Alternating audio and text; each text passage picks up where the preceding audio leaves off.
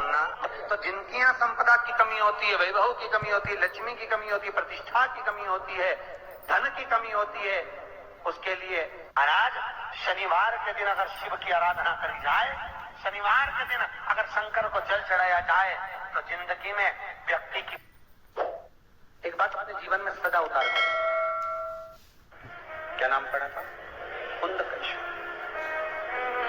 कहते हैं बहुत बांधाओं में जब व्यक्ति पड़ जाता है, बहुत बांधाओं में जब व्यक्ति चला जाता है, कुछ ना कुछ समस्याओं में जब व्यक्ति फंसा रहता है, पड़ा रहता है, तो कुंदकेश्वर महादेव का स्मरण करना चाहिए। एक प्रयास और करना, छोटा सा प्रैक्टिकल करने में क्या जाता है। आपके घर में जो दीपक होता है, दिया जो आप प्रज्वलित करते हो, तेल का दिया अगर आपको लगाना रहता है तो वो दिया अलग ही रखें। घृत का दिया अगर आपको लगाना है तो वो अलग ही रखें।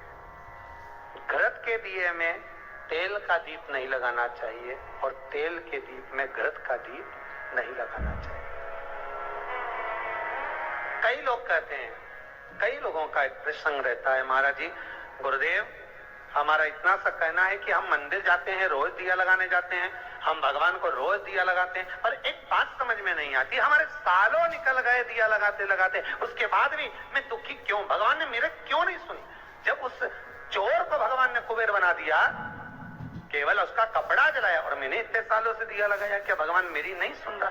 कारण हो सकता तुम डब्बी तो घी की लेकर गई हो, बत्ती भी घी की लेकर गई हो, पर मंदिर में जो दिया पड़ा था जिसमें तुम बत्ती जला कर आई हो सकता है वो तेल की हो सकती है। कहीं ना कहीं हमारी गलती हो रही है, भगवान की तरफ से कोई गलती नहीं। भगवान तो हाला हजूर बैठा है तुम्हारा भंडार भरने के लिए, पर गलती हम करते कि हम दिया नहीं ले जाते। हम तो मंदिर का दिया उठाया, अब घी का था कि तेल का था, अपन ने तो बत्ती लगा दी, न चीज करा।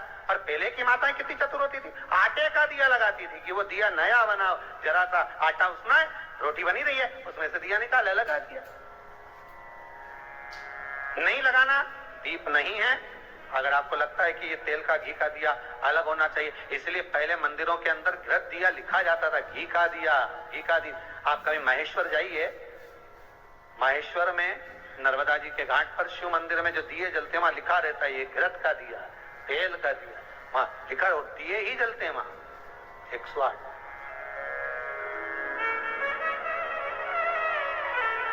ये घृत का है, ये तेल का है। कई छोटी छोटी गलतियां हैं जो हम करते हैं और बाद में कहते हैं भगवान हमारा नहीं सुन। हमारी आदत है। शंकर भगवान के चरणारविंद के पास जाकर रखता है तो शिव जी का नाम कुंदकेश्वर हो जाता है। क्या नाम पड़ गया? जम के बोलो जरा, कुंदकेश्वर, कुंदप्रहर। एक बात बहुत अच्छे से ध्यान करिएगा,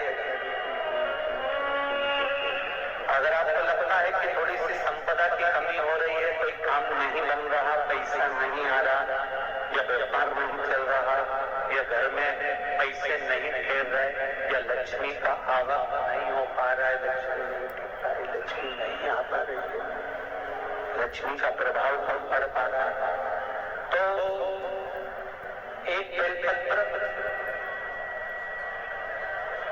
जल के पात्र के साथ बेलपत्र हाथ की हथेली पर, जल का पात्र उस हथेली के ऊपर, घर से ही चारों तरफ भ्रमण कराकर अपने घर के अंदर ही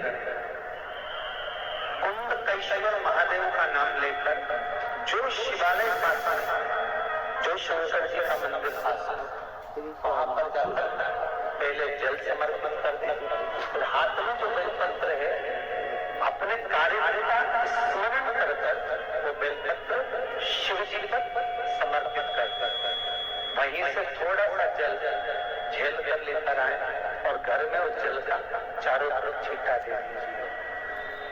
8 दिन लगेंगे, ज्यादा से ज्यादा 8 दिन भी बहुत हो गए, हम तो कहेंगे 3 या 4 दिन में व्यापार वापस चलना प्रारंभ हो। शिव जी का एक नाम है कुंदकेश्वर। कौन से महादेव है? कुंदकेश्वर। श्री शिवाय नमस्तुभ्यम। पूरे परिवार में पूरे कुटुंब में, पूरे रिश्तेदारों में कोई कोई व्यक्ति एक ऐसा पैदा होता है जो आपको और आपके कुल को तार देता है। कोई एक पैदा होता है।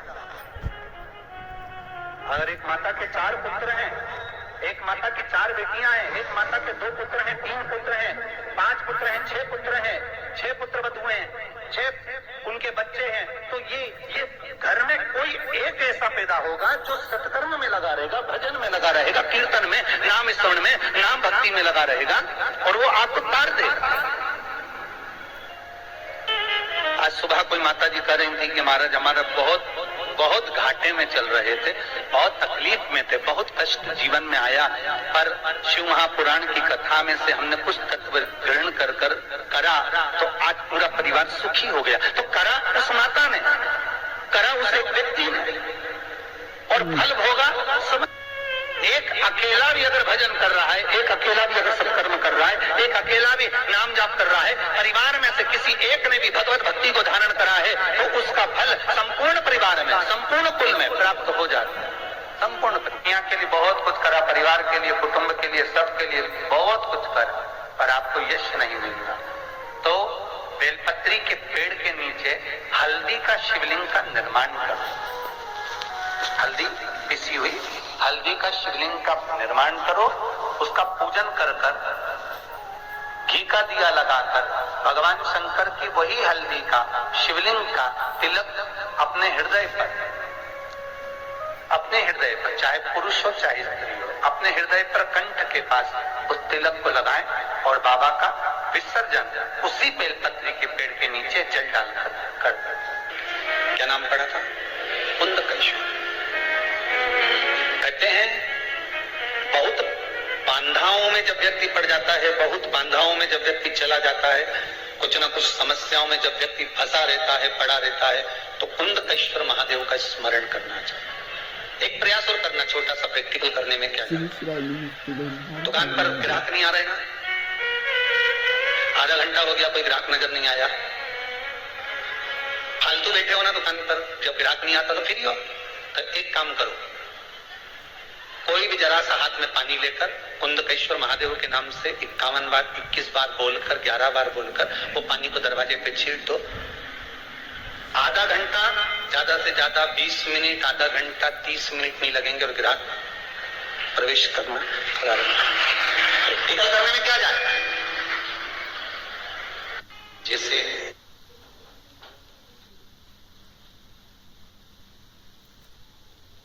मकान का तो प्रयास करा करो कि पीपल के वृक्ष के नीचे की थोड़ी सी मट्टी, आंवले के वृक्ष की थोड़ी सी मट्टी, थोड़ी सी बेलपत्री के वृक्ष के नीचे की मट्टी, थोड़ा आंकड़ा जो आंख होता है, जो शिव जी को फूल चढ़ता है सफेद आंख का, उसके नीचे की मट्टी, इन माटी को लाकर जहां नए मकान का मुहूर्त हो रहा हो या नए मकान में जा रहे हो या उस मकान में कहीं पूजन आदि करा रहे हो, तो गाय के गोबर के साथ, गौ माता का जो गोबर है, गौमूत्र है, उसके साथ में माटी को लेकर थोड़ा सा भाग लीप लेना चाहिए। क्यों? क्योंकि बेलपत्री के वृक्ष के नीचे लक्ष्मी की का वास, पीपल के वृक्ष के नीचे नारायण और लक्ष्मी का वास है, शनि भगवान शिव का वास। इसलिए शिव दधीचि ऋषि की अस्थियां जाने के बाद में सुभाष ने जो अपना गर्भ था उसको पीपल के कोटर में रख दिया और पीपल के वृक्ष का फल खाकर वो बच्चा जीवित रहा था जिसका नाम पिपला। शिवजी ने उसको वरदान करा था, इसलिए उसका भगवान शंकर का नाम पीपल के वृक्ष के नीचे पिपलेश्वर।